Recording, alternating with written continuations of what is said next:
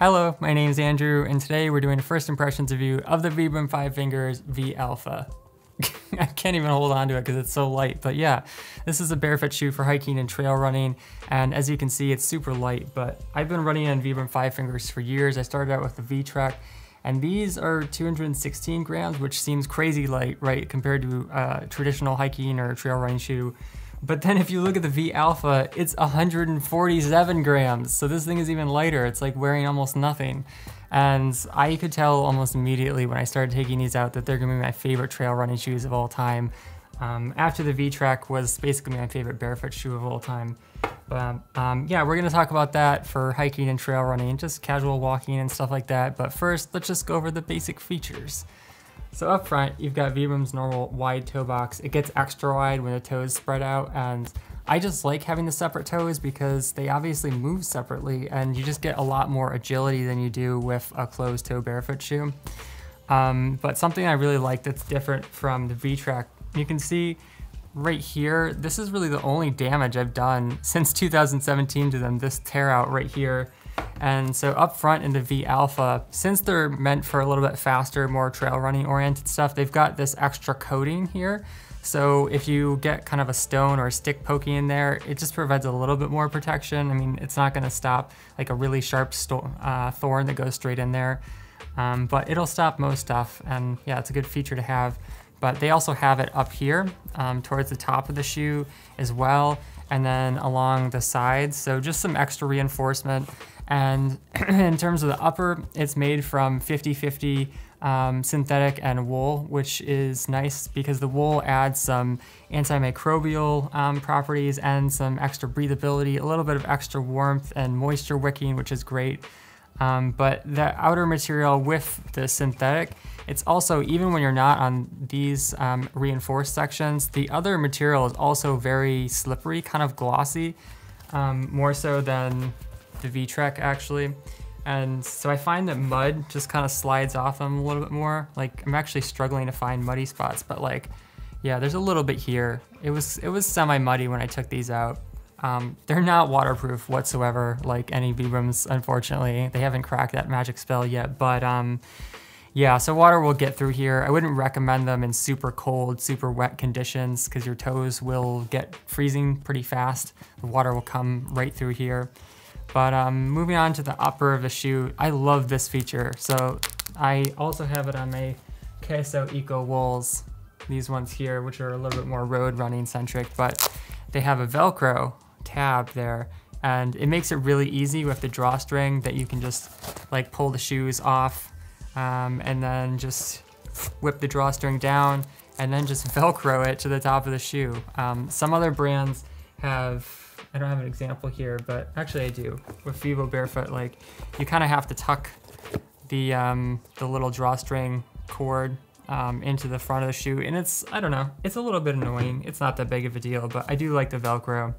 And then looking at the inside of the shoe, so Vibram has added some perforation here, which is really great for moisture wicking, especially when it's hot and you're running in the summer.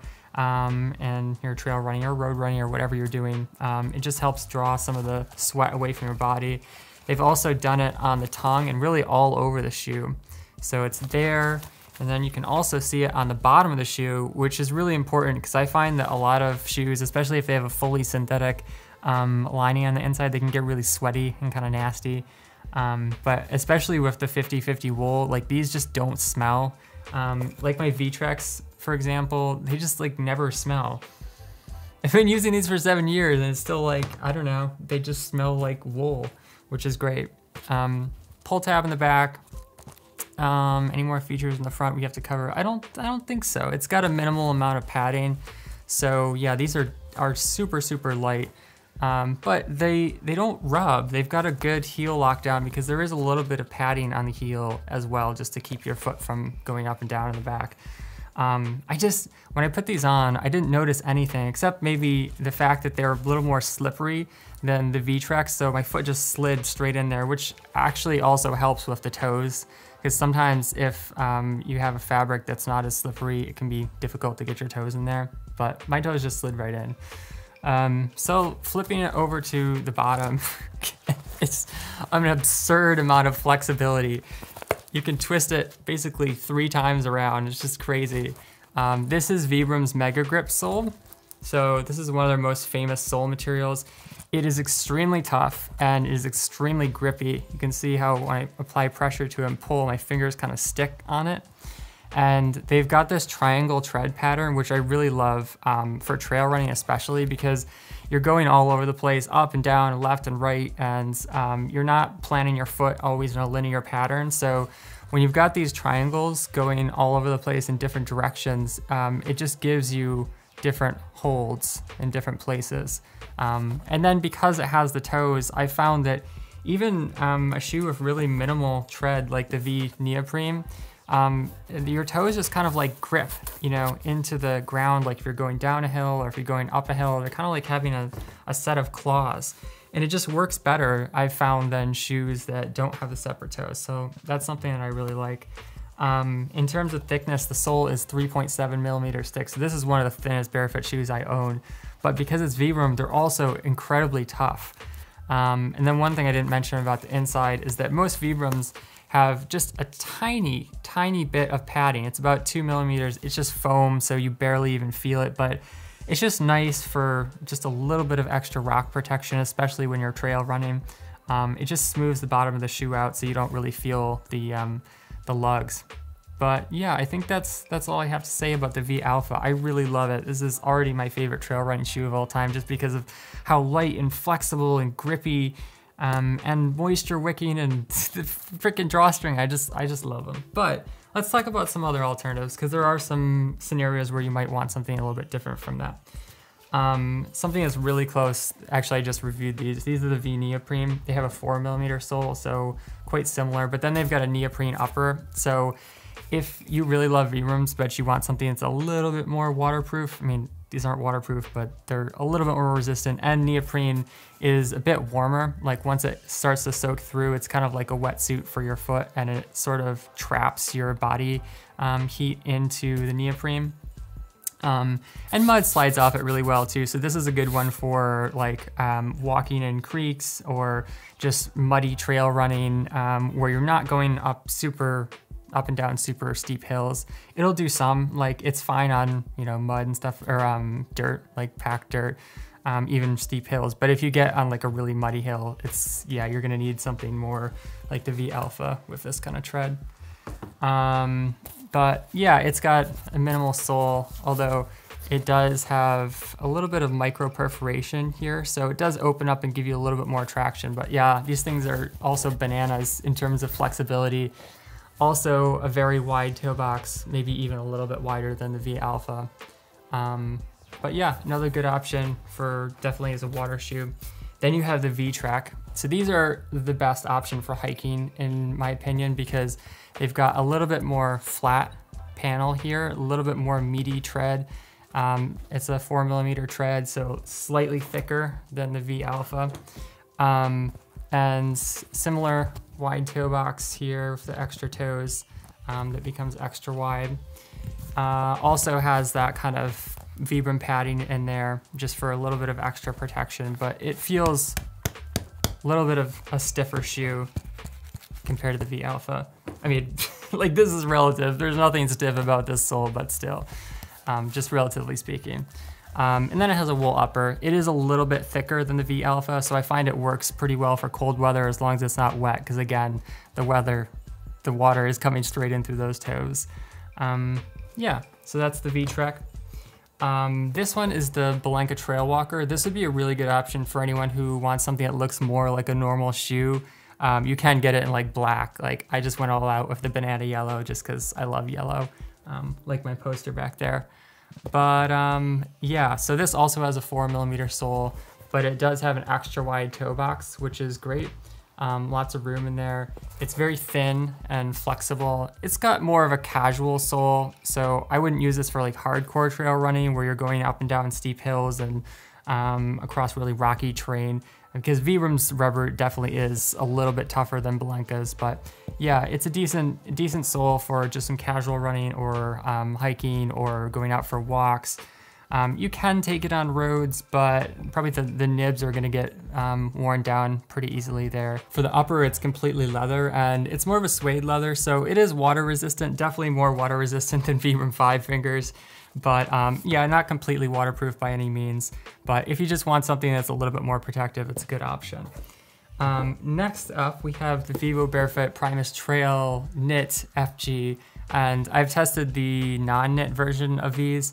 They have the same sole, basically the same shoe, but this has a knit upper. It's kind of like Vibram Five Fingers, just in the sense of feeling a little bit more stretchy, not as restrictive. Up front, you've got a wide toe box, and it is a little bit more reinforced than Vibram Five Fingers, so it's kind of even a step up from the Blanca Trail Walker, just in terms of protection. Still has some really good sole flexibility, just not as flexible as Vibram Five Fingers or, or the Blancas.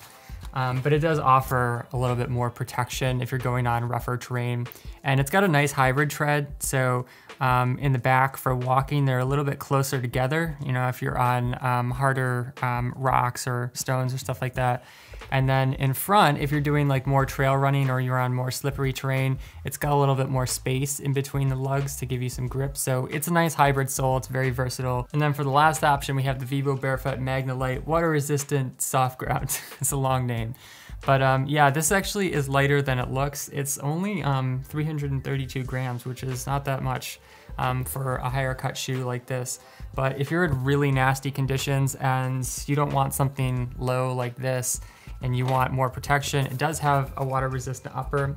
It is a wide toe box, lots of room. This is one of Vivo Barefoot's wider styles, which is nice because sometimes people complain about them not having enough room, but yeah, I have tons of room in this one. Really nice, stretchy, slip-in type of shoe, which is really convenient, especially when I need more motivation to go outside because it's nasty or it's cold, like you can just slip your foot straight in as opposed to having to lace something up, which is nice.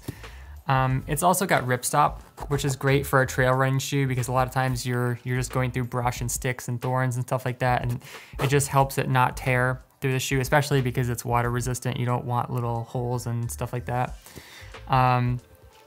The only thing I don't like about it is that it's got these strap things here, and especially on this version versus the leather firm ground version, these are just a little bit harder, so I would recommend maybe layering a couple layers of socks in there just to give yourself some padding along the heel, because otherwise it can rub.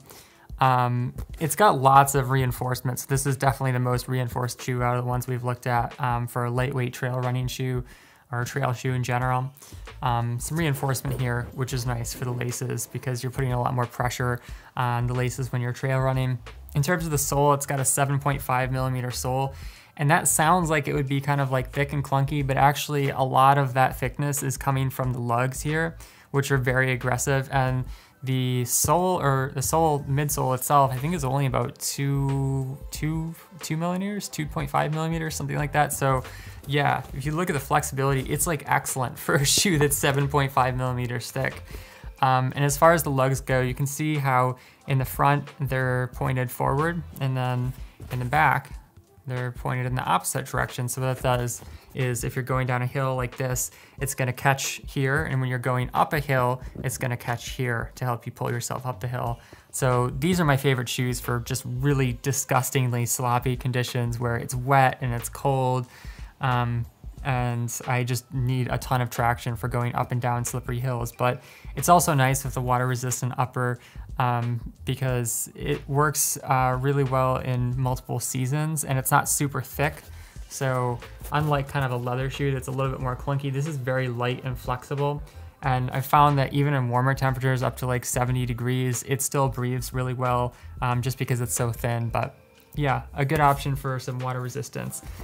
So yeah, those are some lightweight barefoot trail shoe alternatives and to the V Alpha. But if you want to support the channel, you can shop the referral links below to automatically get 15% off Vibram Five Fingers. But you can also browse more styles at my website, barefootwear.org, or watch my zero drop transition video to learn more about barefooting. Finally, if you have a question about the Vibram Five Fingers V Alpha or about barefoot shoes in general, let me know in the comments. Thanks for watching. Catch you next time.